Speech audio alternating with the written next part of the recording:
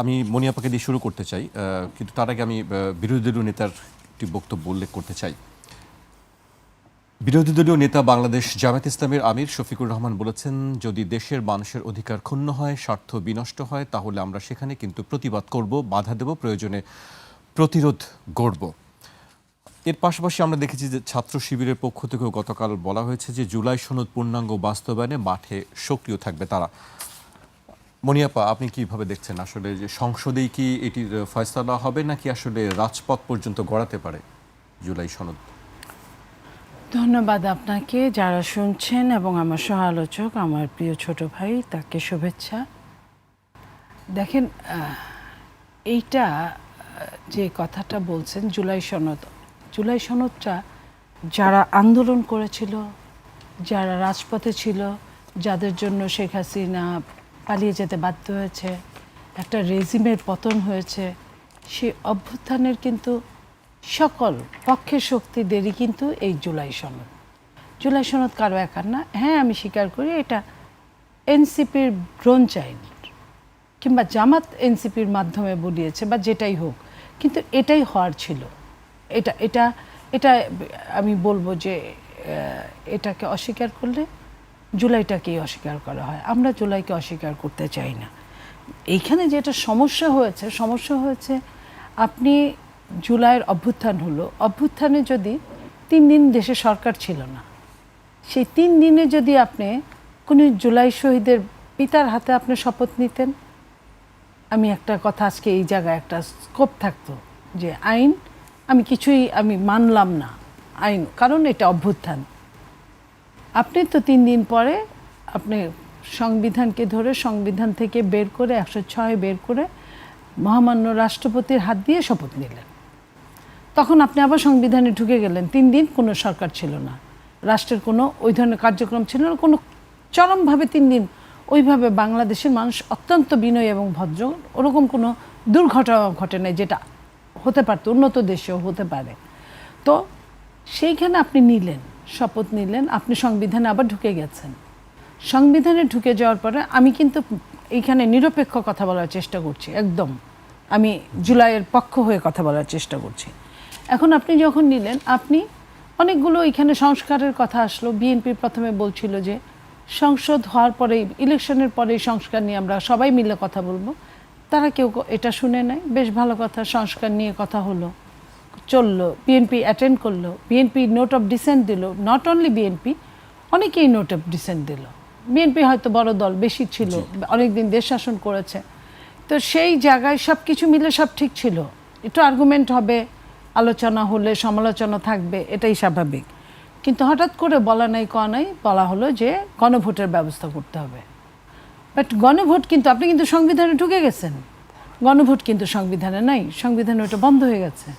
কিন্তু আমি একটু যোগ করি, সেই গণভোটের বিষয়ে কিন্তু বিএনপির পক্ষ থেকে বলা হয়েছিল হ্যাঁ ভোট দেওয়ার জন্য। আমি বলি, আমি ওইটা এখন আসলে সেই তাহলে গণভোট আপনাকে মিনিমাম এটা সামারি বলতে হবে। আপনি গণভোট চাইলেন, গণভোট বিএনপি বললো গণভোট তো নাই, এটা তো হতে পারে না, আপনি গোয়ার্তমি করলেন। ওই মুহূর্তে একটা নির্বাচন দেশে ভীষণভাবে দরকার, এটা প্রত্যেকেই বুকে হাত দিয়ে বলতে হবে, যে কোনো দল, যে একটা নির্বাচন হওয়ার পরে দেশের যে নির্বাচনের জন্য এত যুদ্ধ। আওয়ামী লীগ 4টা নির্বাচন করেছে একদম নোংরাভাবে, জঘন্যতর। তো সেই নির্বাচনটা দরকার, বিএনপি ওটার দিকে তাকিয়ে হ্যাঁ নির্বাচন দরকার, সেটা পরে আলোচনা করা যাবে। আপনার ইন্টারিম গভর্নমেন্ট কিছু শর্ত জুড়ে দিল, জবরদস্তিমূলক। শর্তটা কি? আপনার যেটাই সিগনেচার করলো এনসিপি, ততদিনে নতুন দল হয়েছে, এনসিপি সিগনেচার করে নাই ওইটাই, তখন যেটা সিগনেচার করলো বিএনপি সিগনেচার করলো, প্রথমেই সিগনেচার করলো, সেখানে নোট অফ ডিসেন্ট ছিল। কিন্তু ইন্টারিম গভর্নমেন্ট প্রধান যখন বলল যে এইখানে এর উপর আপনার গণভোট করতে হবে, তখন কিন্তু ওইখানে যে 4টা অপশন আছে, কোনো মানুষ 4টা অপশনের পক্ষে বা বিপক্ষে যেতে পারবে না। আপনাকে কোনোটার পক্ষে গেলে কোনোটার বিপক্ষে যেতে হবে। সেই দিন কিন্তু বিএনপি প্রতিবাদ করলো, একটা দল ওটা নিয়ে আর কথা বললেন না। যদি ওইটা নিয়ে সব ক্লিয়ার কাট কথা হয়ে যেত, একটা কারণের জন্য আপনি একটা হা অথবা না ভোট দিতে পারেন। আপনি 4টা কারণের মধ্যে আপনি 48টা ঢুকাই দিচ্ছেন, সেটার মধ্যে আপনি হা অথবা না ভোট দিবেন। আপনি এখন আসছেন লাইনে যে বিএনপি কেন বলছে, আপনার মনে আছে এনসিপি সহ জামাত সহ অনেক দল বলেছে বিএনপি তো ন্যায়ের পক্ষে কাজ করছে। বিএনপির কেউ কেউ আপনার মাঠ পর্যায়ের দু একজন পৌরসভা চেয়ারম্যান বা সাবেক কোনো এমপি এই ধরনের কথা বলছে, সেটাকে বড় করে বলল বিএনপি তো এটার বিপক্ষে কাজ করছে। বিএনপি যে এটার বিপক্ষে না, সেটার জন্য নজরুল ইসলাম খান আমাদের নির্বাচনী চিফ কোঅর্ডিনেটর উনি বললেন যে বিএনপি এর বিপক্ষে না। বললো যে নজরুল ইসলাম খানকে, সে বললে হবে না। তখন মহাসচিব আরেকদিন কথায় কথায় বললেন যে না, আমরা হায়ের পক্ষেই আছি, কোনো সমস্যা নাই। তখন বললো যে মহাসচিবকে, চেয়ারম্যানকে তো কিছু বলে না, তার মানে চেয়ারম্যান আশকারা দিচ্ছে। চেয়ারম্যান একটা মিটিংয়ে বললো যে আমাদের এটা নিয়ে কোনো সমস্যা নেই হায়ের মধ্যে। আমি কিন্তু সব কিছু স্বীকার করে কথা বলছি। এখন আপনার কথা হলো যে গণভোট, আমি প্রথমে যেটা বলছিলাম, গণভোট আইনের মধ্যে নাই। আপনি জবরদস্তি করে গণভোট ঢুকিয়েছেন। গণভোটের আপনার যে যে কারণটা তখন মেনে নিল কেন বিএনপি? বিএনপি যদি ওই মুহূর্তে যদি ওটা নিয়ে আন্দোলন করে তাহলে নির্বাচন আরও অনেক পিছিয়ে যায়। তাতে যারা নির্বাচনটা চাচ্ছিল না তাদের জন্য সুবিধা হয়। কিন্তু দেশবাসী, জনগণ এবং পুরখাওয়া দলগুলো যারা দেশের মঙ্গল চায়, গণতন্ত্রের মঙ্গল চায়, তারা একটা নির্বাচন চাইছিল। আপনারাও চাচ্ছিলেন, অস্বীকার করতে পারবেন না। তো বিএনপির ওই মুহূর্তে কোনো কিচ্ছু করার ছিল না, কারণ এটা জানে বিএনপি যে এটা আইনে টিকবে না। বিএনপি এটা বলেছ, নিজের ভিতরে লুকিয়ে রেখেছে তা কিন্তু না, আইনে টিকবে না এটাও বলেছে। সে আইনে 1 নাম্বার টিকে নাই, 2 নাম্বার আপনার ওইখানে নাম্বারিংয়ে চারটা অপশন দিয়েছে, ওটাও আপনার ইলিগ্যাল, লিগ্যাল না। 3 নাম্বার আপনার সময়েও টিকে নাই। প্রথমে কিন্তু আইনে টিকে নাই। আমি সময়টাকে ইম্পর্টেন্সই দিচ্ছি না, আমি 1, 2, 3, 4-এর মধ্যে ফেলছি, যেহেতু আমি সেই সময়েও আপনার 30 দিন শেষ। তাহলে আপনি যে এই কাজটা করবেন, যেমন আপনার রাষ্ট্রপতির অধ্যাদেশ, রাষ্ট্রপতি অধ্যাদেশ দিতে পারেন না এটার উপর। রাষ্ট্রপতিকে যখন সালাউদ্দিন সাহেব বলছে, কালকে আপনারা ক্লিয়ার হয়েছেন, সালাউদ্দিন সাহেব তার বক্তব্যে বলেছেন যে আমি যখন রাষ্ট্রপতি মহামান্যকে বললাম যে আপনি এটা কিভাবে দিলেন, উনি বললেন যে আমার তো কিছু করার ছিল না, আমাকে বাধ্য করা হয়েছে। এটাই স্বাভাবিক। আপনি জানেন রাষ্ট্রপতি একটা বক্তব্য রাখবে, সেটাও যখন যে সরকার থাকে সেই সরকার যেভাবে চায় সেভাবে রাখে। রাষ্ট্রপতি কি করবে কি করবে না সেটাও, এখন ইন্টারিম গভর্নমেন্ট যেটা চাইছে রাষ্ট্রপতি ওটার বাইরে যেতে পারে নাই। রাষ্ট্রপতি হয়তো বলেছে যে এটা আইনের মধ্যে, রুলসে পড়ে না, কিন্তু তাকে বলা হয়েছে আপনি সিগনেচার করেন, সে করছে। আপা, আমি আপনার কাছে আবার আসবো। আমি আপনার সেই বক্তব্যের অংশ ধরে আমি সার্জিস আলমের কাছে আসতে চাই। গতকালকে আমরা সেই বক্তব্যটি সবাই শুনেছি, আমরা পার্লামেন্টের সেই বক্তব্য আমি একটু উল্লেখ করতে চাই। স্বরাষ্ট্রমন্ত্রী সালাউদ্দিন আহমেদ বলেন 133টি অধ্যাদেশ সংসদে উত্থাপন করা হয়েছে, কিন্তু জুলাই সনদ বাস্তবায়ন আদেশ আনা হয়নি, কারণ এটা না অধ্যাদেশ না আইন, এটি অন্তর্বর্তী সরকারের অন্তহীন প্রতারণার দলিল। জুলাই আদেশ জারি করাকে এখতিয়ার বহির্ভূত দাবি করে সালাউদ্দিন আহমেদ বলেন, আমি রাষ্ট্রপতির কাছে জানতে চেয়েছিলাম তিনি এমন আদেশ জারি করতে পারেন কিনা। রাষ্ট্রপতি বলেছিলেন আমি তো পারি না, আমাকে পারাচ্ছে। রাজহংসকে জোরপূর্বক স্বর্ণের ডিম পাড়তে বাধ্য করার মতো ঘটনা, এখন সেটা অবৈধ ডিম্ব হয়েছে। সার্জিস আলম, এই বক্তব্যকে আপনি আসলে কিভাবে দেখছেন? বলা হচ্ছে অন্তহীন প্রতারণার দলিল। এই বক্তব্য গতকালকের সংসদের বক্তব্য এবং আপা যা বললেন, সামগ্রিকভাবে যদি একটু শুরু করতে চাই, আপা একদম প্রথমে যেটা দিয়ে শুরু করেছেন যে আমরা যদি আসলে অভ্যুত্থানের পরে একজন শহীদের পিতাকে দিয়ে হচ্ছে শপথ নিতাম, এবং গতকালকে এটা সংসদে বলেছেন আমাদের পার্থ ভাই, আন্দালিব রহমান পার্থ, যে আমরা তখন একটা বিপ্লবী সরকার করতাম, তাহলে তো আর এই সমস্যাগুলো হতো না। 5ই আগস্ট যখন শেখ হাসিনা পালিয়ে যায় বাংলাদেশ থেকে, ঠিক তখনই আমাদের ওই সময়ের সমন্বয়কদের মধ্যে জনাব নাহিদ ইসলাম, আসিফ মাহমুদ সহ আমরা বেশ কয়েকজন তখন শেখ হাসিনা পালিয়ে যাওয়ার পরপরই আমরা জনাব তারেক রহমানকে কল দিয়েছিলাম, ভিডিও কনফারেন্সের ছবি যেটা এখনও আছে।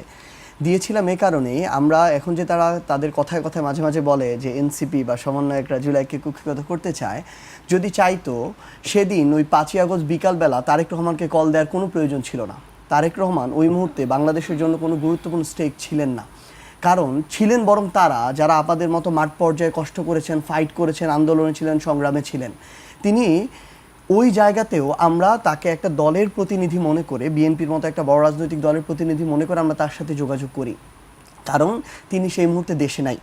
যখন তাকে আমরা আমাদের জায়গা থেকে বিপ্লবী সরকার তো দূরের কথা, জাতীয় সরকারের কথাও বলি যে আমরা এই যারা বর্তমানে অভ্যুত্থানের পক্ষে রাজনৈতিক দল আছে, আমরা সবাই মিলে একটা সরকার গঠন করি, যেই সরকারটা আগামীর বাংলাদেশের জনগণের আকাঙ্ক্ষাগুলো নিয়ে কাজ করার পরে তারপরে একটা নির্বাচনের মধ্য দিয়ে গণতান্ত্রিক প্রক্রিয়া চলে যাবে। সেই সময় স্পষ্টভাবে জনাব তারেক রহমান ওই জাতীয় সরকারের বিপক্ষে বলেছিলেন এবং বলেছিলেন যে না, এটা করা যাবে না, একটা ইন্টারিম সরকার গঠন করা হোক, সেই সরকার 3 মাসের মতো থাকবে, এরপরে সেই সরকার নির্বাচন দিবে। তাহলে গতকালকে যেটা সংসদে বলেন আমি সেটা বলছি যে পার্থ ভাই, এই যে বিপ্লবী সরকার বা এই আমাদের যে জাতীয় সরকার, এটার পিছনে সবচেয়ে বড় অন্তরায় ছিল আপনার মাননীয় প্রধানমন্ত্রী জনাব তারেক রহমান। এই জন্যই আমাদেরকে শহীদের পিতা দিয়ে আমরা আমাদের জায়গা থেকে শপথ নিতে পারি না। এই কারণে কি বিপ্লবী সরকার হয়নি? শেষ করছি, হ্যাঁ অবশ্যই, কারণ তাহলে তো এত বড় একটা রাজনৈতিক দলকে একপাশে রেখে আমরা ওই মুহূর্তে দেশের গুরুত্বপূর্ণ একটা ট্রানজিশনাল পিরিয়ডে আমরা কখনো একসাথে কাজ করতে পারতাম না। ওই ভাঙনটা যদি তখন হতো তাহলে কখনো আর দেশের একটা স্থিতিশীল অবস্থা থাকতো না। তো সেই জায়গা থেকে আমরা তখন আর শহীদের পিতার কাছে কিংবা শহীদ মিনারে যেতে পারিনি, তখন আমাদেরকে আবার ওই বঙ্গভবনে গিয়ে ওই শপথটা নিতে হয়েছে। গতকালকে আইনমন্ত্রী একটা কথা বলেছেন যে যেই ক্ষমতা বলে বা যেই ট্রানজিশনাল পিরিয়ডের কারণে তিনি 6 তারিখে অ্যাটর্নি জেনারেল হয়েছেন, যেভাবে সেভাবে হয়েছেন, যেভাবে জনাব নাহিদ ইসলাম উপদেষ্টা হয়েছেন, তাহলে ওই একই প্রক্রিয়ায় তাহলে তো আমরা আমাদের জায়গা থেকে এই গণভোটটাকে বলেন, এই অন্তর্বর্তীকালীন সরকারটাকে বলেন, এই নবনির্বাচিত সরকারটাকে বলেন, প্রত্যেকটাকে গ্রহণ করতে হবে।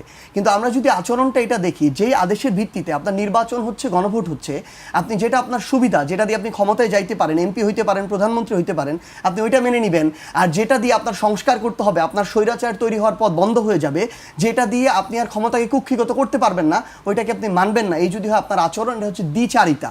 এবং অন্য আরেকটা শব্দ আছে ধর্মীয় ভাষায়, এটা আমি বলতে চাই না। এরপরে আরও বেশ কিছু কথা যেগুলো আপা বললেন।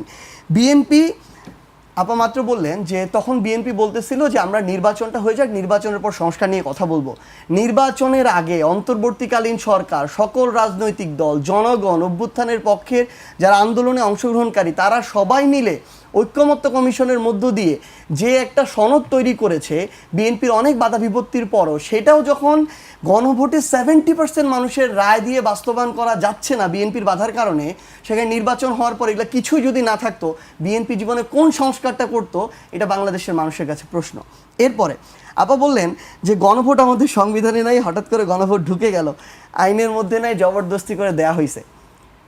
মানে এখন যদি বলা যায় এরকম 100টা এখানে রেটরিক নিয়ে আসা যাবে যে কোনটা সংবিধানে ছিল। আপনি আমাকে আমার জায়গা থেকে ওই 5ই আগস্টের অভ্যুত্থানটা কি সংবিধানে ছিল? শেখ হাসিনা হেলিকপ্টারে করে পালিয়ে যাবে, এটা সংবিধানে ছিল? তারেক রহমান দেশে ফিরে আসবে, এটাই সংবিধানে ছিল? বেগম খালেদা যে মুক্তি পাবে, সংবিধানে ছিল? নির্বাচন হবে, সংবিধানে ছিল? 26-এ মাননীয় প্রধানমন্ত্রী হবে জনাব তারেক রহমান, সংবিধানে ছিল? কোনো কিছু তো ছিল না।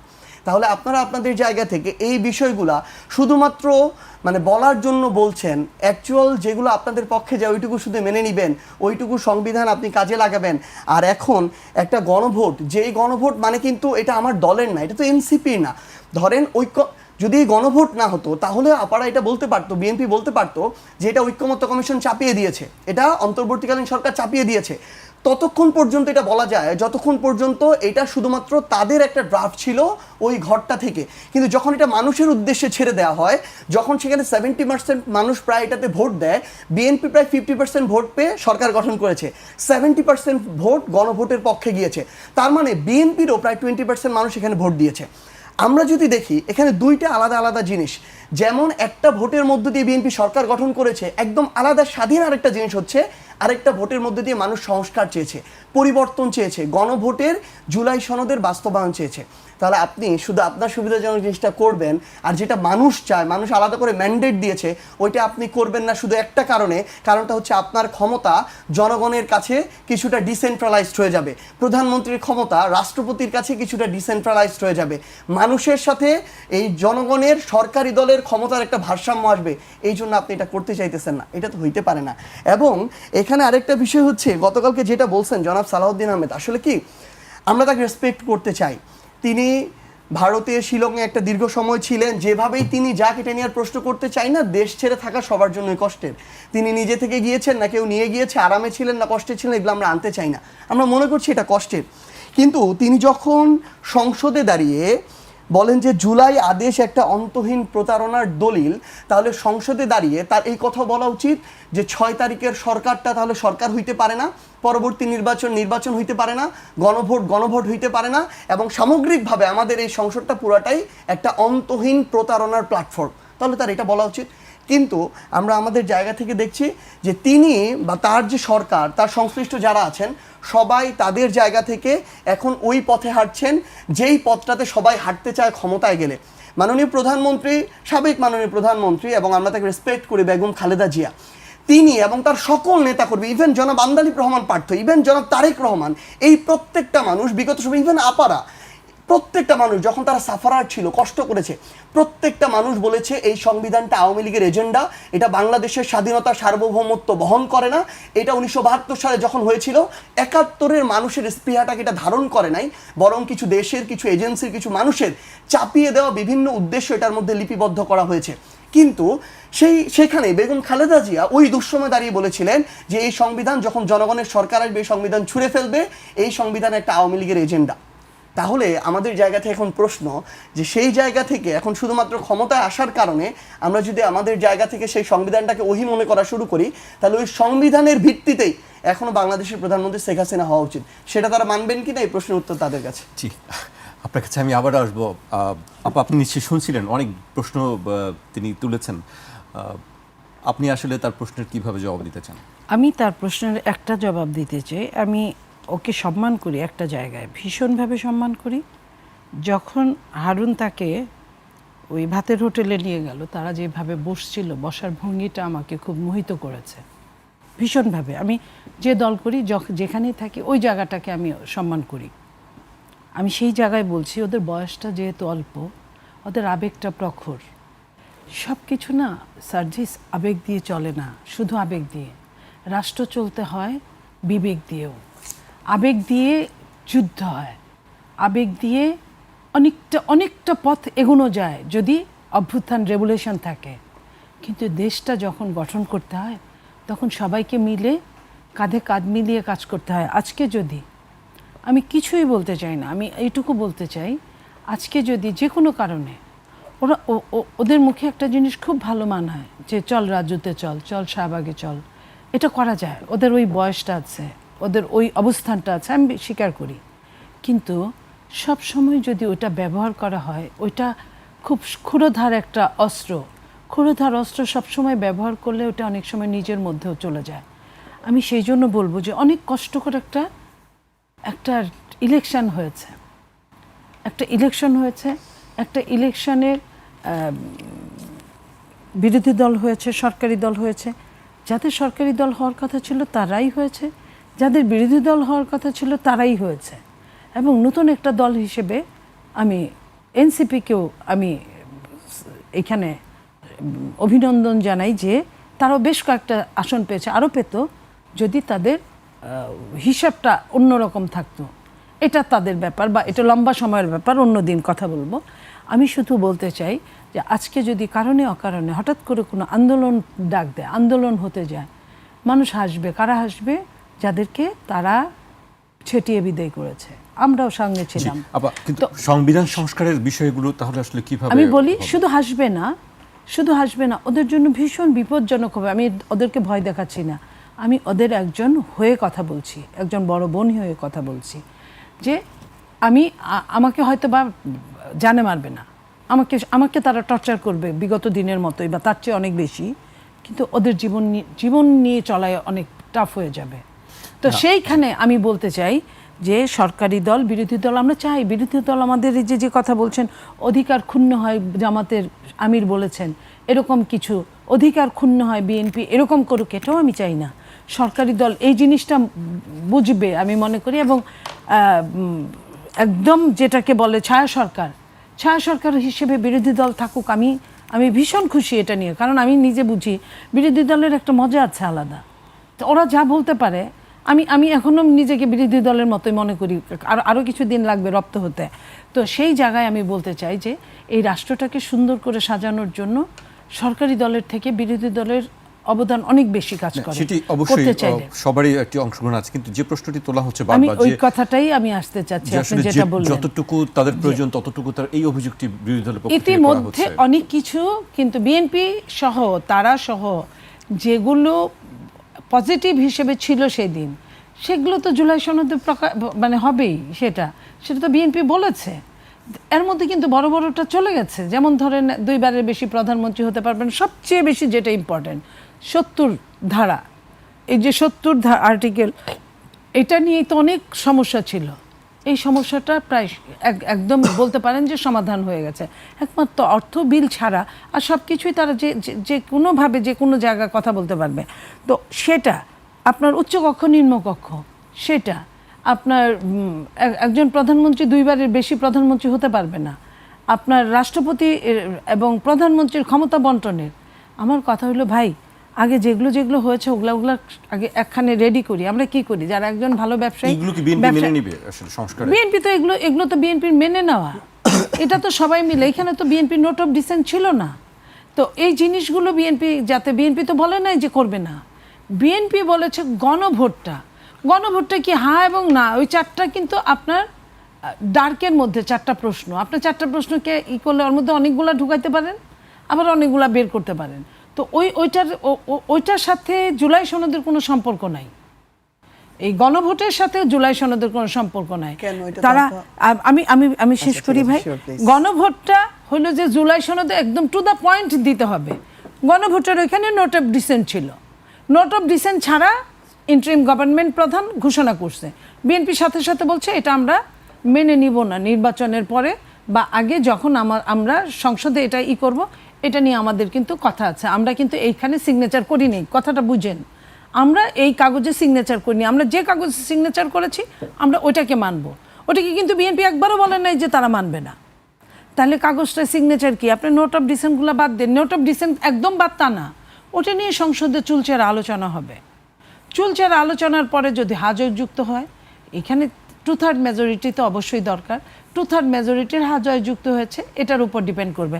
সেই হিসেবে বলা যায় 2/3 কারা। আবার ওইখানে যদি আমি 70 ধারা ধরি, 70 ধারায় কিন্তু আপনার বলা আছে আপনি সরকারি দলের এমপি হলেও আপনি ওইখানে হ্যাঁ নাও বলতে পারেন, আপনি অর্থ বিল ছাড়া আপনি নাও বলতে পারেন। তো এখন আপনার এমপিদের সঙ্গে কনভিন্সের ব্যাপার থাকবে, এমপিদের সম্পর্কের ব্যাপার থাকবে। তো সেইখানে আমি বলতে চাই যে গণভোটটাকে হ্যাঁ না করলে কিচ্ছু হবে না। ওই কাগজে যেহেতু বিএনপি সিগনেচার করেছে, ওই সংস্কারগুলো বিএনপি চায়, নট অনলি বিএনপি ওইখানে চায়। বিএনপি আপনি খেয়াল করেন 23 সালে যেটা প্রকাশিত হয়েছে বিএনপির এই সংস্কারগুলো 31 দফা 23 সাল থেকে পরবর্তী পর্যন্ত, এই নির্বাচনের আগ মুহূর্ত পর্যন্ত বিএনপি সমস্ত বাংলাদেশে ইউনিয়ন লেভেল পর্যন্ত এটা লিফলেট বিতরণ করছে, সেমিনার করেছে, আপনার এইটা নিয়ে সিম্পোজিয়াম করেছে, অনেক কিছু করেছে, দেশে বিদেশে সবার সাথে আলোচনা করেছে। এই 31 দফা অনেকগুলো কিন্তু এই 31 দফার সাথে মিল আছে, এটা থাকবেই। যে কথাটা আমরা বলি, আমি আবারও সার্জিসকে বলছি যে দয়া করে ভাই তুমি এই সংবিধানটা বাংলাদেশের পড়ে দেখো, 17টা অ্যামেন্ডমেন্ট ছাড়া সবাই সংবিধান নিয়ে ঘাটাঘাটি করছে, 17টা অ্যামেন্ডমেন্ট ছাড়া 72-এর সংবিধানে আপনি সদা সত্য কথা বলিব, এটা আপনি ইংরেজিতেই বলেন, বাংলাই বলেন, ও হিন্দিতেই বলুক, ফার্সিতেই বলুক, কথা কিন্তু অর্থ কিন্তু একই। সংবিধানে যা আছে, আমি যদি 28-এর খদা ধরি যে নারী পুরুষ ধনী দরিদ্র উঁচু নিচু সব মিলে সবার রাষ্ট্রের কাছে সমানভাবে পরিগণিত হবে। তো এইটারে আপনি বদলাইলে কি বদলাবেন আমারে আপনি? সার্জিস আলম বেশ কয়েকবার কথা বলতে চাচ্ছিলেন, আমি তার কথা শোনার আগে আরেকটি বক্তব্য উল্লেখ করতে চাই। আজকে সরকার দলীয় চিফ হুইপ নুরুল ইসলাম মনি বলেছেন, সংবিধান সংশোধনে অচিরেই সবার অংশগ্রহণে একটি কমিটি গঠন করা হবে, খুব শিগগিরই করা হবে। কত সদস্যের কমিটি হবে তা চূড়ান্ত নয়, তবে সরকারি ও বিরোধী দলের আইন বিশেষজ্ঞরা কমিটিতে থাকবেন। এই বিষয়ে গতকালকে আমরা বক্তব্য শুনেছি, বিরোধী দলের পক্ষ থেকে বলা হচ্ছে যে সংবিধান সংস্কার পরিষদের কথা বলা হচ্ছে। আপনাদের অবস্থান কি আসলে? প্রথমত হচ্ছে পাশাপাশি আপার বক্তব্য, হ্যাঁ আপার বক্তব্য দিয়ে শুরু করতে চাই, ওটা এর মধ্যেই চলে আসবে আর কি। 3টা জিনিস একদম নোট করা আছে। একটা হচ্ছে সব কিছু আবেগ দিয়ে চলে না, বিবেকের সংমিশ্রণ প্রয়োজন। আরেকটা হচ্ছে চল রাজুতে চল কিংবা শাহবাগে চল। আরেকটা হচ্ছে এই যে পড়াশোনা রিলেটেড বিষয় আর কি, এটা শুধু আপার এখানে না, এটা অন্যান্য যারা আমাদের বিএনপিপন্থী অ্যাক্টিভিস্ট আছেন, উপস্থাপক আছেন এবং সংসদে আছেন, তাদের সবার জায়গা থেকে এই জিনিসটা উপস্থাপকও আছেন, activist? অবশ্যই বাংলাদেশে অসংখ্য বিএনপিপন্থী উপস্থাপক আছেন যারা সংরক্ষিত মহিলা আসনে যারা নিজেদেরকে দেখতে চান, এই জন্য প্রাণপণ চেষ্টা করে যাচ্ছেন। তো এরকম আছেন। এবং সংসদেও আমরা গতকালকে গত এর আগের দিন মাননীয় আইনমন্ত্রীর জায়গা থেকেও শুনেছি, তিনিও কিছু বই পড়ার সাজেশন দিয়েছেন। তো এই জিনিসগুলা আমরা পরামর্শ হিসেবেই নিচ্ছি, কিন্তু এটা আসলে পরামর্শ হিসেবে বলা হয় না আর কি। এই জিনিসটা বলা হয় একটু মানে খোটা দেওয়ার জন্য আর কি। তো না আমি কিন্তু খুব সিরিয়াস, আমি খুব অনুধাবন করে কথা বলেছি। এখন ব্যাপারটা হচ্ছে কি, আসলে আমরা এগ্রি করি প্রত্যেকটা জিনিসে। প্রথমটা হচ্ছে যে আমরা মনে করি যে আবেগ দিয়ে সব কিছু চলে না। শুধু আবেগ দিয়ে অভ্যুত্থান হয় নাই। শুধু আবেগ দিয়ে অভ্যুত্থান হলে 1 জুলাইয়ে আমরা মার্চ টু গণভবন দিতাম, কিংবা আমরা 2 জুলাইয়ে মার্চ টু বঙ্গভবন দিতাম, 3 জুলাইয়ে মার্চ টু সংসদ ভবন দিতাম। আবেগ দিয়ে সব কিছু হয়নি। প্রত্যেকটা জায়গায় আবেগের সাথে বিবেকের সংমিশ্রণ ছিল। এই প্রত্যেকটা কর্মসূচি 1 জুলাইকে 36 জুলাই নিয়ে এসেছে। ওই জায়গায় দূরদর্শিতা, বিচক্ষণতা, পড়াশোনা, একাডেমিক নলেজ, আবেগ, বিবেক সবকিছুর একটা উপযুক্ত সংমিশ্রণ ছিল, যেই সংমিশ্রণটা বিগত 16 বছরে ছিল না দেখে হয় নাই। গতকালকে পার্থ ভাই একটা কথা বলেছে যে আপনারা 6 বলে 12 রান করলেও আমরা আমাদের জায়গা থেকে 300 রান করেছি, এগ্রি করি। কিন্তু দুঃখজনক হলে এটাও সত্য যে একটা 312 মিটার প্রস্থ নদীর 300 মিটারে গিয়ে আপনি যদি আর সাঁতার না কাটতে পারেন, আপনার ওখানে ডুবে মরতে হবে। এটা হচ্ছে বাস্তবতা। বাস্তবতাটা হচ্ছে মানুষ তাদের জায়গা থেকে সব সময় চেষ্টা করেছিল যে এই যে বিরোধী দলীয় যে রাজনৈতিক দলগুলো মাঠে লড়াই করছে, আন্দোলন করছে, তাদের জায়গা থেকে তাদেরকে সাপোর্ট দেওয়া, সম্পৃক্ত হওয়ার। কিন্তু দুঃখজনক হলে এটাও সত্য যে মানুষ না তাদের উপর আস্থাটা পায় নাই। এই আস্থাটা এই কারণেই পায় নাই কারণ এর আগের 90-এর গণ অভ্যুত্থানের পরে 3 দলের যে জোটের যে রূপরেখা ছিল সেই জায়গায় মানুষের সাথে প্রতারণা করা হয়েছে। এর পরবর্তীতে যে উপনির্বাচন মাগুরায় হলো সেখানে বিশ্বাসঘাতকতা করা হয়েছে। 96 ফেব্রুয়ারির যে নির্বাচন সেখানে মানুষের সাথে আরেকবার প্রতারণা করা হলো। এরপরে হাওয়া ভবন দিয়ে প্রতারণা করা হয়েছে। এরপরে মানুষের সাথে গুম খুন, বিচার বহির্ভূত হত্যাকাণ্ড, বিদ্যুতের বদলে খাম্বা, এরকম অসংখ্য জিনিস দিয়ে মানুষের সাথে প্রতারণা করা হয়েছে। ঠিক এই কারণে মানুষ তারপরে এই নেতৃত্বের উপরে আস্থা রাখতে পারে নাই বলে মানুষ তাদের নেতৃত্বে আর আন্দোলনে নামে নাই। এই জন্য মানুষ তাদের সন্তানের বয়সী ছাত্রদের উপরে আস্থা রেখেছে, নেতৃত্বে নেমেছে এবং তারা তাদের জায়গা থেকে সামগ্রিক বিবেচনায় এই অভ্যুত্থানটা নেতৃত্ব দিয়েছে। কেউ যদি সংসদে দাঁড়িয়ে বা এখানে হোক সালাউদ্দিন আহমেদ হোক অন্য কেউ এই কথা বলে যে আবেগ দিয়ে বিপ্লব হয়, সংসদ চলে না, দেশ চলে না, আমরা তাহলে ওই সালাউদ্দিন আহমেদকে জানাতে চাই বা প্রশ্ন করতে চাই তাদের সমস্ত নেতাকর্মীরা মিলে তাহলে এর আগের 16 বছরে তাদের এত বিবেকের সংমিশ্রণ ঘটিয়ে কেন একটা সরকারের পতন ঘটাতে পারে নাই। তো এই জন্য এই কথাগুলো বলে ওইটাকে ছোট করে দেখার কোনো প্রয়োজন নাই। আর আরেকটা জিনিস কি, আমরা আমাদের জায়গা থেকে বয়স হয়তো অনেকের সন্তানের বয়সে হতে পারি, ভাইয়ের বয়সে হতে পারি, আমাদের বয়স হয়তো 28, 29, 30 হতে পারে, কিন্তু আমরা আমাদের জায়গা থেকে দেশের সর্বোচ্চ বিদ্যাপীঠ যেগুলো আছে সেগুলো থেকে পড়াশোনা শেষ করেছি। ওই পর্যন্ত এই মানুষগুলো কিন্তু তাদের জায়গা থেকে পড়াশোনা করেছেন, কিন্তু তারপরে তাদের একটা দীর্ঘ অভিজ্ঞতা আছে। আমরা তাদের অভিজ্ঞতাকেও সম্মান করতে চাই, স্ট্রাগলকেও সম্মান করতে চাই। কিন্তু তারা যদি তাদের এই যে জায়গাটা তারা পেয়েছে, যেটা আজকে থেকে 2 বছর আগে তারা কল্পনা করে নাই, যেটার আসল বহিঃপ্রকাশ ঘটেছিল 5ই অগাস্টের ওই বিকালের দিকে আমাদের মাননীয় স্থানীয় সরকার মন্ত্রণালয়ের যিনি মন্ত্রী, আমাদের মহাসচিব সাহেবের মুখে, রুহুল কবির রিজভী ভাইয়ের মুখে কিংবা মির্জা আব্বাস ভাইয়ের মুখে, ওই অভিব্যক্তিটা এখনও থাকা প্রয়োজন। আমরা চাই ওইটা আগামীতে থাকবে। এবার বেশ কিছু বিষয়, আমরা সংবিধানের সংশোধন চাই না। এই সংশোধন খেলা হতে হতে 17 বার খেলা হয়েছে। বিএনপির সময় নিজেদের মতো সংশোধন করেছে, আওয়ামী লীগের সময় নিজেদের মতো সংশোধন করেছে। প্রত্যেকটা হিতে বিপরীত হয়েছে, প্রত্যেকটা তাদের দলকে ক্ষতিগ্রস্ত করেছে, বাংলাদেশকে ক্ষতিগ্রস্ত করেছে। আমরা এই সংশোধনের খেলা খেলার জন্য একটা অভ্যুত্থান ঘটে নাই। আমরা আপা যেটা বললো মাত্র, এই 28-2 নারী পুরুষের সমতা দেয়া আছে, কোনো সমস্যা নাই। আমরা তো বলি নাই যে পুরো সংবিধানটা আপনি একেবারে বাতিল করে দেন, আমরা বলেছি সংস্কার করতে হবে। তো ওই সংবিধানের খেলা হবে না, নিজেদের সুবিধাজনক অবস্থান। তারা তাদের জায়গা থেকে যেমন বলছে, ওই ঐক্যমত্য কমিশনে তারা তাদের যে প্রস্তাবগুলো উত্থাপন করেছিল, যেগুলো বাধা দিয়েছিল, সবগুলো মেনে নেয় নাই। একটা দলেরই যদি সব মেনে নিবে তাহলে ঐক্যমত্য কমিশনের দরকার কি ছিল? বিএনপির ঐক্যমত্য কমিশন দিয়ে দিলেই তো হইতো। এখানে সকল রাজনৈতিক দল, সকল জনগণের আকাঙ্ক্ষা যেমন লাগবে, ওই অন্তর্বর্তীকালীন যে সরকার আছে তাকে ওই আকাঙ্ক্ষাটা ধারণ করতে হবে যে সে একটা অভ্যুত্থানের উপর দিয়ে সরকার হয়েছে, তার আবার আলাদা একটা দায়িত্ব আছে। এবং বাংলাদেশের সকলে মিলে ফাইনালি ঐক্যমত্য কমিশনে এই বিষয়গুলোকে একত্রিত করে একটা জুলাই সনদ করেছে। যেই জুলাই সনদে কিছু দলীয় নোট অফ ডিসেন্ট বিএনপি দিয়েছে 9-10টা জায়গায়, 84টা বিষয়ে তারা ঐক্যমত্য হয়েছে। এটা হচ্ছে বাংলাদেশের স্বার্থে। সো তাদের দলীয় কোনো একটা জায়গায় নোট অফ ডিসেন্ট বাংলাদেশের স্বার্থ ব্যাঘাত ঘটাতে পারে না। যদি এটা হয় তাহলে তাদের স্লোগান সবার আগে বাংলাদেশ, এটা তাদের বাদ দিতে হবে। তাহলে যখন এই জুলাই সনদটা হলো, এই জুলাই সনদটা হওয়ার পরে এই জুলাই সনদের উপরেই তো গণভোট হলো। তো আপা যদি এখন একটু আগে বললেন যে গণভোটের সাথে জুলাই সনদের কোনো সম্পর্ক নেই, এটা কিভাবে?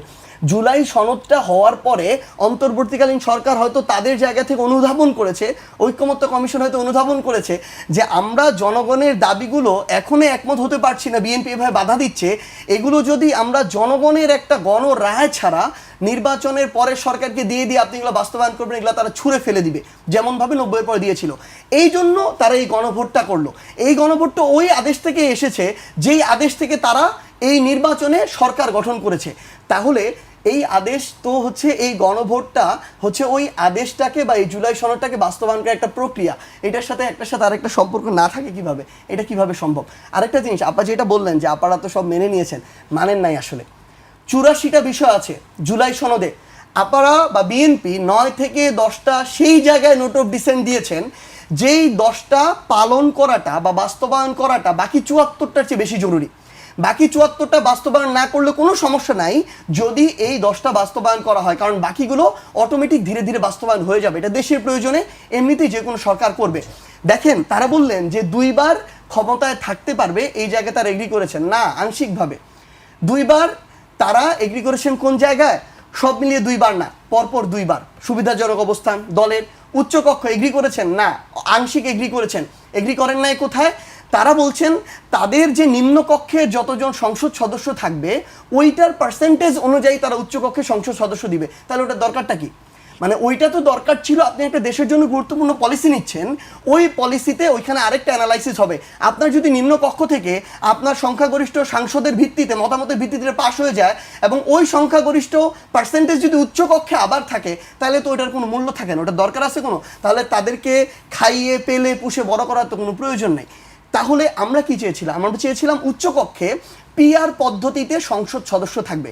বাংলাদেশে এই মুহূর্তে 50% ভোট যেমন বিএনপি পেয়েছে, তাহলে 50% ভোট বাকিরা পেয়েছে, তাহলে 50% মানুষ ওই উচ্চকক্ষে থাকতে হবে। তাহলে ওইটার একটা লেজিটিমেসি থাকে, ওইটার একটা প্রয়োজন থাকে এবং ওইটা নিয়ে যুক্তিতর্ক হয়ে জনগণের কাছে প্রকৃত বার্তাটা যাবে। তাহলে বিএনপি প্রত্যেকটা জায়গায়, তা আরেকটা গুরুত্বপূর্ণ বিষয় দেখেন, পিএসসির মতো জায়গা যার মাধ্যমে বাংলাদেশের সরকারি চাকুরিগুলো হয়, জনপ্রশাসনের মতো জায়গা, দুদকের মতো জায়গা, এই প্রত্যেক, তারপর হচ্ছে কন্ট্রোলার জেনারেলের যে জায়গা, অডিটের জায়গা, প্রত্যেকটা জায়গায় বিএনপি চায় তাদের সরকার বা ক্ষমতাসীন সরকার এই জায়গাগুলোকে গঠন করবে।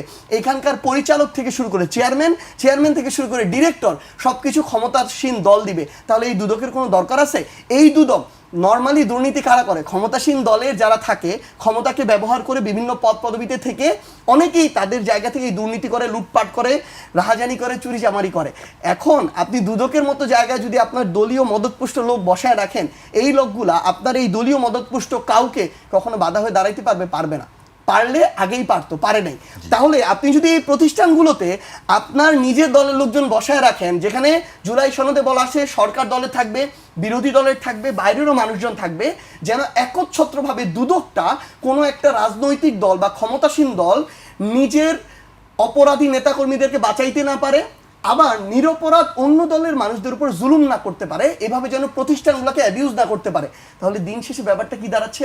ব্যাপারটা দাঁড়াচ্ছে বিএনপি এখন তাদের জায়গা থেকে গণভোট বলেন, জুলাই সনদ বলেন, সংসদ বলেন, জনরায় বলেন, প্রত্যেকটা জায়গাকে শুধুমাত্র নিজেদের জন্য যতটুকু ভালো অতটুকুর জন্য ব্যবহার করতেছে, আর যতটুকু হলে নিজেদের সার্বভৌম ক্ষমতা, স্বৈরাচারে হাঁটার পথ বন্ধ হয়ে যাবে, ওইটুকুতে বাধা হয়ে দাঁড়াচ্ছে। জি, আপনার কাছে আমি আবারও আসবো। আপা, বিষয়টা কি তাই আসলে? সার্জিস অনেকগুলো কথা বললেন, অনেকগুলো। আমি যদি এই কথার, আমি প্রত্যেকটা কথার খুব চুলচেরা উত্তর জানি, কিন্তু আমার এত ছোট ভাই যে আমি ওর এই উত্তরগুলো ওর মতো করে দিতে চাই না, ওর মতো করে দিতে চাই না।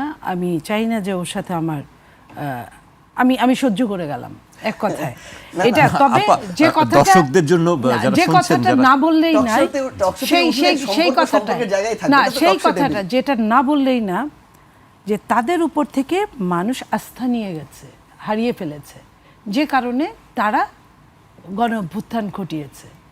গণ অভ্যুত্থানটা এমন জিনিস, শুধু সামনের 5টা লোক দেখলে কিন্তু গণ অভ্যুত্থান বোঝা যায় না। গণ অভ্যুত্থান হয় সাগরের মতো। গণ অভ্যুত্থান, আমি কিন্তু সার্জিসের তখন জন্ম হয়েছে কিনা আমি জানি না, আমি গণ অভ্যুত্থানে সার্জিস যে বিশ্ববিদ্যালয়ে পড়েছে তখন আমি ওখানে, না, তখন ওই হয় গণ নি। অভ্যুত্থানের আগে আমি ওই স্বৈরাচারের সময় স্কুলে পড়েছি, কলেজে পড়েছি এবং বিশ্ববিদ্যালয়ে পড়েছি 90-এ। তো আমি গণ অভ্যুত্থান তখনও দেখেছি, আমার জীবনে 2টা গণ অভ্যুত্থান দেখা হলো। তো এই যে গণ অভ্যুত্থান বলা হয়, সার্জিস শুধু সার্জিসের সামনের কয়েকজন হাতে গোনা মানুষের নাম বলতে পারবে, পেছনের লাখো মানুষের গণ অভ্যুত্থান সে জানে না। পিছন থেকে কারা তাওয়া গরম করে সেটা সে জানে না, তার জানার ওই সময় হয় নাই, তার জানার সেই বয়সটা হয় নাই, তার জানার সেই সাংগঠনিক শক্তিটা হয় নাই, কারণ সে ওই ধরনের সাংগঠনিক কাজ করে নাই। বিএনপি একটা বিশাল বড়, কত বড় দল এটা নিশ্চয়ই এই মুহূর্তে বোঝা গেছে কিছুটা। বিএনপি কোনো কেউ আওয়ামী লীগের সঙ্গে আতাত করে নাই, যে বিএনপি এত নির্যাতনের মধ্যে বিএনপি দাঁড়িয়েছিল, বিএনপি প্রত্যেকটা সেক্টরে সেক্টরে পাহারাদার ছিল। আপনার কথা এগ্রি করছে না, মানতে চাচ্ছে না না, ও যদি না মানে অসময় বলবে। তো আমি সেই জায়গাটায় বলি, আমি নীলুফার চৌধুরী মনি আপনাদের সাথে, আপনারা জানেন আমি 4 তারিখ রাত পর্যন্ত, দিনে 2টা 3টা, রাতে 4টা 5টা আমি টকশো করে গেছি এই আওয়ামী লীগের রক্তচক্ষুকে সামনাসামনি প্রতিবাদ করা, প্রতিহত করা। আমি আমার জায়গায় কথা বলেছি, সার্জিসের জায়গায় কথা বলেছে। সার্জিস তার জায়গায়, তার বয়সে, সে ওই বয়সে স্পার্ক করেছে, বাট আমার তো একটা বয়স হয়েছে, আমি আমারটার দায়িত্ব পালন করেছি। বাট আমি তো ওর কাছে যাই নাই যে এটা আমিও করেছি, আমাকে তুমি ভাগ দাও। আমি আমার দায়িত্ব মনে করেছি, আমি কখনোই যাইনি, যাবও না। বাট ও যদি এটা মনে করে যে আমি কিছু করি নাই, তাহলে তো ঠিক হবে না। আমি আজকে 2 বছর পরে আমি এই কথাটা বলছি, যখন এই কথাটা আসলো, আমি একজন সামনের কাতারের একজন সৈনিকের সাথে কথা বলছি। তো আমি পিছনের কাতারে ছিলাম না, আমিও সামনের কাতারে ছিলাম, কিন্তু আমার সেক্টরটা ভিন্ন ছিল। আমি ওই জায়গায় কথা বলতে চাচ্ছি, আমি একা না, বিএনপি এরকম, বিএনপির লাখো জনতা লাখো লাখো জায়গায় তারা আন্দোলন করেছে, তারা পা হারিয়েছে, হাত হারিয়েছে, চোখ হারিয়েছে, জীবন হারিয়েছে, সব কিছু করেছে, এবং তারা মাঠেই ছিল। আমার নেতা জনাব তারেক রহমান সাহেব, উনি 24 আওয়ার্সের মধ্যে উনি কয় ঘন্টা ঘুমাতেন আমি জানি না। উনাকে আমি ওই একটা চেয়ারে বসে থাকতে, আপনি বলেন, আপনাকে যদি এই চেয়ারে যদি দিনে যদি 18 ঘন্টা আপনি বসে যদি 64টা জেলার আপনি প্রবলেম সলভ করেন এবং কোনখানে কি হবে আপনি যদি করেন, আপনার ব্রেন ঠিক থাকার কথা নাকি? আই স্যালুট হিম যে উনি ওইটা করে পারছে। আমি তারও নাম্বার চাচ্ছি না এখানে, এটাও তার দায়িত্ব। উনি রাষ্ট্রের আজকে প্রধানমন্ত্রী, উনি ওইটুক দায়িত্ব নিবেন বলেই প্রধানমন্ত্রী। তো আমি কথাটা আসছে এই জন্য যে বিএনপির উপর আস্থা হারায় নাই। যে কথাটা বলবো যে কয়েকদিন আগে আপনার সার্জিসের যে সহকারী আপনার সজীব ভুইয়া, সে যখন ডিপ স্টেটের কথা বলছে, তাহলে তো তার কথা মতো ওইটাই ঠিক। এনসিপির মুখপাত্র, আমি তো সার্জিসের কথা মতো তাহলে ওইটাই বলবো যে আমরা এত আন্দোলন করেছি, এক একটা 28 অক্টোবর 2 বার হয়েছে, আপনারা জানেন কত মানুষ হয়েছে আওয়ামী লীগের অত্যাচারে, সব মানুষগুলা পালাতে বাধ্য হয়েছে। এটা কিসের জন্য? হয়তো অদৃশ্য কোনো শক্তি ছিল যারা চায় নাই বিএনপির মাধ্যমে এই আন্দোলনটা জবনিকা ঘটুক, তারা চায় নাই। বিএনপি এটা জানতো বলে বিএনপি সার্জিসের সন্তান আসুক, যে একদম আতুর ঘরের ছেলেটা, সে আসুক, তার মাধ্যমে যদি দেশ স্বাধীন হয়, দেশে যদি স্বৈরাচার মুক্ত হয়, দেশ যদি আপনার ফ্যাসিস্ট মুক্ত হয়, আমরা সেটাতেও রাজি। আমি বললাম আবারও, সার্জিস না, তার যদি আতুর ঘরের সন্তানটাও আসে, আমরা সেটাতেও রাজি ছিলাম। কেন? কারণ আমি যখন জানি যে অদৃশ্য শক্তি আমাকে চায় না, অদৃশ্য শক্তি আমার মাধ্যমে ওই সরকারের পতন হোক এটা চায় না। অদৃশ্য শক্তি 1/11 দূষর হিসেবেই তারা কাজ করতে চায়। তাহলে আমি তো এই কথাগুলো বলছি না, এই কথাগুলো আমাকে বলাতে বাধ্য করলো সে। তো এই জন্য আমি বলতে চাই, আজকের যে সার্জিস আজকে যে কথাটা আপনার সামনে এই বক্তব্য এই টকশোতে বলল, আজ থেকে 20 বছর পরে যদি আমি বেঁচে থাকি, আমি নাও থাকতে পারি, আপনি যদি বেঁচে থাকেন, দেখবেন ওর কথার অনেক চেঞ্জ ও নিজে খুঁজে পাবে। ওই 5ই আগস্টের পরে 7ই আগস্ট 8ই আগস্টে ওরা যে জিনিসটা দেখেছিল, তারপরে 24, 25, 26-এ এসে কিন্তু ওরা অন্যরকম জেনেছে। সেই দিনের ইন্টারিম গভর্নমেন্ট প্রধান যাকে আপনার কি বলেছিল, মাস্টার মাইন্ড অফ আপনার রেভলিউশন, সে কিন্তু তারপরে কয়েক মাস পরে কিন্তু সে তার টোন চেঞ্জ করেছে। এখন কিন্তু আমরা মাস্টার মাইন্ড আর পাই না। আমরা মাস্টার মাইন্ড ওই দিনও বিএনপি চুপ ছিল, কারণ বিএনপির এখানে চুপ থাকারই কথা। খালি ড্রাম বাজে বেশি, ভরা ড্রাম বাজে না। বিএনপি সব জায়গায় তার জায়গায় সব ঠিক করে রেখেছিল। আপনি যদি বলেন শহীদ হয়েছে কত মানুষ, তার মধ্যে আপনি খোঁজ নিয়ে দেখেন বিএনপির কত লোক শহীদ হয়েছে। হ্যাঁ, বিএনপি বড় দল, বিএনপির লোক বেনামে গেছে। আমি নিজে সার্জিস কি জানে যে 3 তারিখে যখন কি বলে শহীদ মিনারে তারা যখন সারাদিন ব্যাপী সমাবেশ করলো, সব দল সবাই গেল 24শে 3 আগস্ট, আমাকে দল থেকে আমার চেয়ারম্যান বললেন যে আমি যেন ওইখানে যাই। আমি মুখে মাস্ক পরে, আমি সালোয়ার কামিজ পরলে এমনি আমাকে কম চিনতে, তার মধ্যে মুখে মাস্ক পরে ঘুমটা দিয়ে উন্না দিয়ে আমি কিন্তু প্রত্যেকটা ছোট ছোট মিটিংগুলো, বড় বড় মিটিংগুলো ওরা বক্তব্য রাখছে, আমি প্রত্যেকটা জায়গায় কিন্তু আমার উপস্থিতি আমি দেখে সারাদিন আজকে ফার্স্ট আমি এই কথাটা বললাম। এবং ছাত্রদলও ছিল ওইখানে আরেকটা জায়গায়, খুব বেশি ছেলে মেয়ে না, ছাত্রদলের অনেক ছেলে মেয়ে ওদের সাথে মিশে গেছিলো। এটাই উপর থেকে অর্ডারটা ছিল, আর আমার উপর অর্ডার ছিল আমি যেন যাই, আমি যেন দেখে আসি কি হয়।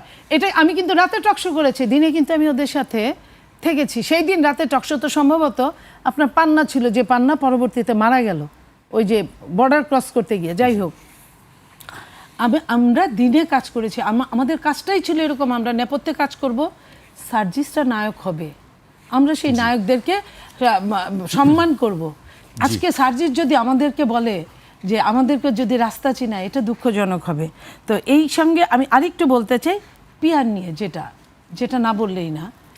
জনগণ ভোট দিয়েছে, সার্জিস খুব কম ভোটে ফেল করেছে, ভোট দিয়েছে, ভোট দিলেই আর কয়েকটা ভোট পেলেই সে পাশ করতো, সে একজন প্রতিনিধি হতো।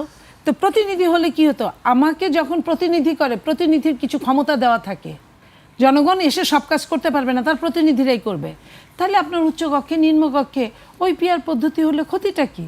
জনপ্রতিনিধি তো তার প্রতিনিধিত্ব করলো। হ্যাঁ, এইখানে বলতে পারে একটা কথা, যে এইখানে যদি জেনারেল ভোটে যদি পিয়ার পদ্ধতি করা হয়, তাহলে তাদের কিছু আসন বাড়ে, এটা আমি অস্বীকার করি না। উন্নত গণতন্ত্র এটা হতে পারে, এটা আলোচনা সাপেক্ষ, তারা আলোচনা চালিয়ে যাক, আমরা চাইবো এটা হলে আমাদের কোনো সে থাকবে না। বাট আগেই যদি আমি মানে অঙ্কুরে বিনাশ করি, তাহলে তো আর আমি কিছু পাওয়ার চিন্তা করব না। আর গণভোট আর জুলাই সনদ, আমি আবারও বলছি, জুলাই সনদ নিয়ে ওই সমস্যা নাই, কিন্তু সেটাকে যে গণভোটের মাধ্যমে আসতে হবে বিএনপি কিন্তু এটা বলে নাই। বলেছে বিএনপি আমরা সংসদে যাব, আমরা আবার এটা তুলব, সংসদে তো তুলতেই হবে, বিল পাস করতেই হবে, আমরা তুলবো, আমাদের যেখানে যেখানে সমস্যা আছে এগুলো আমরা মিটায় ফেলবো। বাট সার্জিসের ওই কথাই সত্যি যে কেউ বিএনপিকে বিশ্বাস করে নাই। তাহলে আপনি যদি আমাকে বিশ্বাস না করেন, যে কারণে বলছে বিএনপি তো হ্যাঁ ভোট দিবে না, তারা তাদের বিশ্বাস থেকেই বলছে যে বিএনপি দিতে পারে না। বিএনপি কিন্তু একবারও কাউকে বলে নাই যে তুমি নাতে ভোট দাও, এটা ভোট তোমার ব্যক্তিগত ব্যাপার। তো এটার জন্য গণভোট করতে হবে, ইলিগ্যালকে লিগ্যাল বানায় করতে হবে, নট নেসেসারিলি। জি আপা, আমরা প্রায় শেষের দিকে চলে আসছি, আমি সার্জিসের কাছে আসতে চাই। আপনি বেশ কয়েকবার আন্দালিব রহমান পার্থর কথা বলছিলেন, আমি তার ছোট্ট একটি বক্তব্য উল্লেখ করতে চাই। জাতীয় নাগরিক পার্টির উদ্দেশ্যে আন্দালিব রহমান পার্থ বলেছেন, এনসিপি যে আমাদের দল, আমাদের হিরোরা যারা যুদ্ধ করেছেন, যারা এখানে আছেন তাদেরকেও বলে দিই, আপনারা জেনজিকে প্রতিনিধিত্ব করেন, জামায়াত জেনারেশন হয়ে যাবেন না। উনি এই কথাটা কেন বলছেন? আসলে জামায়াত জেনারেশনটা আবার কি? এই শব্দটি নতুন ব্যাপারটা। যখন ধরেন আপনি একটা লজিক্যাল এমন একটা জায়গায় থাকবেন যেটাকে আরেকটা কাউন্টার লজিক দিয়ে ভাঙার কোনো সুযোগ থাকবে না, তখন এই ধরনের বিভিন্ন উপমা ব্যবহার করা হয়, যেই উপমা দিয়ে দমানোর চেষ্টা করা হয়। লজিক নেই, এখন উপমাতে আসা হইল। এই একই উপমাগুলো আওয়ামী লীগ তার সময়ে বিএনপির ক্ষেত্রে প্রয়োগ করত। যেমন ওই সংসদে দাঁড়িয়ে আওয়ামী লীগ বিএনপিকে বলতো যে আপনারা বিএনপির প্রতিনিধিত্ব করেন, আপনারা জামাত হয়ে যায়েন না। ওই একই টোনে এখন আন্দালিব রহমান প্রার্থরা কথা বলা শুরু করেছেন, কারণ তারা যখন দেখছে তাদের কাছে লজিক্যাল কিছু নাই, তারা তাদের জায়গা থেকে এই উপমা দিয়ে মানে একটা বিব্রতকর পরিস্থিতিতে ফেলতে চায়। কিন্তু এই ট্যাগিং খেলা, এই খেলা কিন্তু বাংলাদেশের কাউকেই খেলতে দেওয়া হবে না। Not only Jamaat Shibir, but also যে কোনো কিছু, এটার আর বাংলাদেশে কোনো ধরনের স্পেস দেওয়া হবে না। এটা শুধু পার্থ ভাই নয়, যারাই আগামীর বাংলাদেশের রাজনীতি করে তারা যেন ওই জেনজি যে বলতেছে তাদের যেন সেন্টিমেন্টটা বোঝে। কারণ আপনি দেখেছেন গতকালকে যখন আন্দালিব রহমান পার্থ তার জায়গা থেকে সংসদে বক্তব্য দিলেন, এই বক্তব্য প্রথমে আলোচিত হলেও পরবর্তীতে এই বক্তব্য সমালোচিত বেশি হয়েছে এবং সোশ্যাল মিডিয়ায় তারই এমন অসংখ্য খণ্ডিত বক্তব্য এখন ভেসে বেড়াচ্ছে যেগুলো তার বক্তব্যের পুরো 180 ডিগ্রি রিভার্স বক্তব্য। তো এই জন্য আমরা আমাদের জায়গা থেকে যেন এই উপমা থেকে শুরু করে যে কোনো বিষয়ে বক্তব্য দেওয়ার সময় সচেতন থাকি, কারণ এই একবিংশ শতাব্দীতে এই আইটির যুগে সব কিছু কিন্তু সংরক্ষিত আছে, অন্তত জেনজিদের কাছে আছে। আপার কথা থেকে যেটা শুরু করতে চাই, আসলে আমি একদম নির্দ্বিধায় বলতে চাই যে এই আন্দোলন কিন্তু শুধুমাত্র এখন যারা এনসিপি রাজনীতি করে কিংবা আমাদের ছাত্র সংগঠন যুব সংগঠনে আছে তাদের অংশগ্রহণে না। এই আন্দোলনের শুরু থেকেই আমরা একদম স্পষ্ট করেই বলতে পারি যে আমরা বিএনপির বিভিন্ন অঙ্গ সংগঠন, ছাত্র দল, ছাত্র শিবির থেকে শুরু করে আরও বামপন্থী বিভিন্ন ছাত্র সংগঠন, বিভিন্ন ইসলামী ছাত্র সংগঠন থেকে শুরু করে বিভিন্ন শিক্ষা প্রতিষ্ঠানে এই যে পাবলিক, প্রাইভেট, স্কুল, কলেজ সবাই অংশগ্রহণ করেছিল এবং সকল ফ্যাসিস্ট বিরোধী রাজনৈতিক দলের এখানে অংশগ্রহণ ছিল। আপার মতো কেউ হয়তো মিডিয়ার এই জায়গা থেকে টকশো টেবিল থেকে আমাদের পক্ষে কথা বলেছে, কেউ হয়তো কলামে লিখেছে, কেউ হয়তো উপস্থাপনা করেছে আমাদের পক্ষে। আমরা দেখেছি এমন অনেক উপস্থাপক ছিল আমাদের পক্ষে কথা বলতে গিয়ে চোখ দিয়ে পানি পড়েছে, এমন অনেকেই ছিল যারা রাজপথে ছিল, অনেকে ছিল পরামর্শে ছিল। আমরা প্রত্যেকেই যে তাদের যে ভূমিকা যতটুকুই হোক এটাকে আমরা রেসপেক্ট করতে চাই এবং আমরা এটাও মনে করি যে ওইটুকু না থাকলেও হয়তো আমাদের এই 36 জুলাই কতটুকু সম্ভব হতে এটা প্রশ্ন থেকে যায়, কারণ এই প্রত্যেকটা ভূমিকা একটা আরেকটার পরিপূরক ছিল। আমরা এই ক্রেডিটের জায়গাতেও যেতে চাই না, ইভেন কোন দলের কতজন শহীদ আমরা এটাতে কখনো হিসাবও করতে যেতে চাই না, কারণ আমরা মনে করি যারা জীবন দিতে এসেছিল তারা কোনো দলের কর্মী হয়ে আসে নাই, না জামাতের, না বিএনপির, না এনসিপির কোনো দলের না, বরং তাদের মনে হয়েছিল তাদের অসংখ্য ভাইকে বোনকে নির্বিচারে গুলি করে নিরপরাধ মানুষগুলোকে হত্যা করা হচ্ছে, এটা হইতে পারে না, তারা এই অন্যায়ের বিরুদ্ধে রাজপথে নেমেছিল। এখন আমাদের জায়গা থেকে কথা যেটা, যে একইভাবে আমার এইটাও মানতে হবে আপনাদের এবং স্বীকার করতে হবে, আপা যেটা বললেন যে বিএনপি কত বড় দল এটা এখন বোঝা গিয়েছে, সুসময় এটা কখনো বোঝা যায় না। সুসময় সবাই আশেপাশে দিয়ে চলে আসে, এটা তখন বোঝা গিয়েছে যখন বিএনপির অন্যতম সিনিয়র নেতৃত্ব রুহুল কবির রিজভির মতো মানুষেরা বিএনপি অফিসের সামনে বসে থাকে, তার দুই পাশে 50টা লোকও থাকে না। এটা তখন বোঝা গিয়েছে যখন ওই গুলশানে বালুর ট্রাকটা থাকে, সেটা সরানোর মতো 10,000 মানুষ পাওয়া যায় না। এটা তখন বোঝা গিয়েছে যখন আপাদের মতো অসংখ্য মানুষদের উপরে জুলুম হয়েছে, নির্যাতন হয়েছে, মিথ্যা মামলা দেওয়া হয়েছে, তারা বাড়িতে থাকতে পারে নাই, এটার বিরুদ্ধে রাজপথে একটা লম্বা আন্দোলন হয় না। এটা তখন বোঝা গিয়েছে যখন 28 অক্টোবর হয়েছে, কিন্তু 28 অক্টোবর 7 দিন স্থায়ী হয় নাই। আমরা আমাদের জায়গা থেকে এইটুকু বলতে চাই যে এই যে বিএনপি, আমরা মনে করি এবং বিশ্বাস করি বিএনপির আগামীর বাংলাদেশের গণতান্ত্রিক ধারায় উত্তরণের জন্য খুব বেশি প্রয়োজন, কারণ বিএনপি যদি না থাকে আরেকটা কোনো যারা বাংলাদেশের স্বার্থের সাথে সম্পর্কিত না তারা এসে এই জায়গাটা করে নিবে। আমরা এটা কখনো চাই না, আমরা চাই বিএনপি জায়গাটাতে থাক। কিন্তু এটাও আমরা বলে দেই, আমরা আমাদের জায়গা থেকে এমন দল হব না, এমন শুভাকাঙ্ক্ষী হব না যারা মই দিয়ে গাছে তুলে দিয়ে মইটা টেনে নিব, এটা হব না। আমরা বিএনপির প্রত্যেকটা জায়গা যেটা মনে হবে যে বাংলাদেশের জন্য এই জায়গাটা গুরুত্বপূর্ণ, বিএনপি যদি অন্য পথে যায় আমরা তাদেরকে এই ভুলটা ধরিয়ে দিব। এবং আমরা এটা বলতে চাই, বিগত 16 বছরে আপাদের মতো এমন অনেক মানুষ ছিল যারা কষ্ট করেছে, আমরা এটা অ্যাকনলেজ করি, কিন্তু আমরা এটাও বলি বিগত 16 বছরেই এই বিএনপির এমন অনেক নেতাকর্মী ছিল যারা তলে তলে আওয়ামী লীগের সাথে নেগোসিয়েশন করে সব কিছু করেছে, তাদের ব্যবসা প্রতিষ্ঠান চলেছে, তাদের পারিবারিক অবস্থান যা ছিল তার চেয়ে আরো ভালো হয়েছে, আর্থিক অবস্থা যা ছিল তার চেয়ে ভালো হয়েছে। আওয়ামী লীগের গাড়িতে পতাকা ছিল, তাদের গাড়িতে শুধু পতাকাটা ছিল না। এবং এরকমই অনেক মানুষ এখনো বিএনপি নতুন করে ক্ষমতা আসার পর সুবিধা নেওয়া শুরু করেছে। এ কারণে আপার মতো মানুষ এখন সংসদে নাই, আপার মতো মানুষরা এখন ওই টকশো টেবিলে, আর তাদেরকে আপনি দেখবেন বড় বড় ইন্ডাস্ট্রি এই 1.5 বছরে এই বিএনপির ছত্রছায়া থেকে তারা শত শত কোটি টাকার মালিক হয়ে গিয়েছে। জি, আপাকে নিশ্চয়ই আমরা সামনের দিনে হয়তো সংসদে আবারও দেখতে পাবো। আমি একেবারে শেষ পর্যায়ে চলে এসেছি, আমি শেষ করব, কিন্তু তার আগে একটি তথ্য দিয়ে রাখি যে আমরা জানি যে সার্জিস আলমকে অক্সফোর্ড ইউনিয়ন থেকে একটি আমন্ত্রণ জানানো হয়েছে, সেখানে তিনি বক্তব্য রাখবেন। বক্তব্যের একটি বিষয়ে আমরা যতদূর জানি যে আসলে নতুন রাজনৈতিক বন্দোবস্ত বা রাজনৈতিক পুনর্গঠনের বিষয়ে সেখানে আসলে যারা তরুণ আন্দোলনকারীরা আছেন তারা কি আসলে নিজেদেরকে তুলে ধরার জন্যই আসলে কাজ করছেন, নাকি আসলে উদ্দেশ্যটা কি, এইটা হয়তো বিষয় আপনার? জি, বিষয়টা অনেকটা এরকমই যে আমাদের এই যে অভ্যুত্থান থেকে শুরু করে পরবর্তী যে সময় বা এই যে আন্দোলনগুলো হচ্ছে, একটা দেশের ইতিহাসের প্রেক্ষাপট পরিবর্তনকারী অনেক ঘটনা হচ্ছে। আমরা নেপালে দেখলাম এটা, সেখান থেকেও একজন অংশগ্রহণ করবেন অভ্যুত্থানে যার নেতৃত্বে ছিল। তো তারা এই বিষয়টা আসলে জানতে চায় যে দিন শেষে এই যে এই আকাঙ্ক্ষাটা কতটা দেশের সাথে সংশ্লিষ্ট, কতটা হচ্ছে ব্যক্তি নির্ভর বা একটা গোষ্ঠীর সাথে সম্পর্কিত। তো আমরা আমাদের জায়গা থেকে ওই জিনিসটাই তুলে ধরার চেষ্টা করব যে আসলে কি আপা এটা খুব ভালোভাবে এটা বুঝবে এবং ওনার অভিজ্ঞতার জায়গা অনেক বড়, অনেক দীর্ঘ সময় তিনি সব কিছু দেখেছেন। তিনি বললেন যে 90 যখন তিনি আন্দোলনে ছিলেন, আমাদের আসলেই তো তখন জন্ম হয় নাই। তো সেই জায়গা থেকে বাংলাদেশে আপনি যখন ভালো কিছু একটা সিস্টেমে বড় পরিবর্তন আনতে চাইবেন, ধরেন আমরা যে সংস্কারগুলো চাচ্ছি, এটাতে আমি শুধু বিএনপিকে একটা দল হিসেবে দেখছি না, এটা কিন্তু শুধু এই মেয়াদের জন্য না, এটা আগামীর বাংলাদেশের জন্য। তো ব্যাপারটা হচ্ছে একটা সংস্কারে বিএনপির মতো জায়গা থেকে যতটা না বাধা আসবে, তার পিছনে বিএনপির দলের মধ্যে নাই, প্রকাশ্যে দেখা যায় না, পদ পদবিতে নাই, এমপি মন্ত্রী নাই, গাড়িতে পতাকা নাই, এমন অনেক মানুষ আছে, তারা তার চেয়েও বেশি সুবিধাভোগী। ওই মানুষগুলো এই পিছু টানটা তৈরি করে, বাধা হয়ে দাঁড়ায়। কারণ এইদিকে একজন শ্রমিক ভাই দিনে 500 টাকা ইনকাম করে, হয়তো আমার একজন মন্ত্রী 100 কোটি টাকার মালিক হবে বা 50 কোটি টাকার মালিক হবে 5 বছরে, কিন্তু ওই মানুষটা হাজার হাজার কোটি টাকা বিদেশে লুটপাট করে, জনগণের টাকা চুরি করে নিয়ে যায়। আপা হয়তো জানেও না, কিংবা বিএনপিরও অনেক বড় বড় নেতা হয়তো জানেও না যে কাদেরকে ব্যবহার করে কারা পিছন থেকে এই কাজগুলো করছে। তো ব্যাপারটা হচ্ছে এই যখন আমরা জাতীয় পরিবর্তনটা চাই, বড় পরিবর্তনটা চাই, সেটা দেখে মনে হয় যে আমরা হয়তো চাচ্ছি না, কিন্তু পিছন থেকে অনেক বাধা আসে। আমরা এইটুকু বলতে পারি ইনশাআল্লাহ আমরা আমাদের জান প্রাণ দিয়ে চেষ্টা করবো, আমরা একসাথে সকল রাজনৈতিক দল মিলে একসাথে যেন আমরা আমাদের কাঙ্ক্ষিত ওই জাতীয় পরিবর্তনটা আমরা আমাদের জায়গা থেকে অর্জন করতে পারি, যেটা আমার দেশকে পুরো বিশ্বের সামনে মাথা উঁচু করে দাঁড়াতে সহায়তা করবে। জি, আমরা বাস্তবিক অর্থেই আমি সেই জিনিসগুলো আমরা সবাই প্রত্যাশা করি। 21শে টেলিভিশনের পক্ষ থেকে আপনাকে অভিনন্দন জানাচ্ছি। আপনাদের দুজনকে অনেক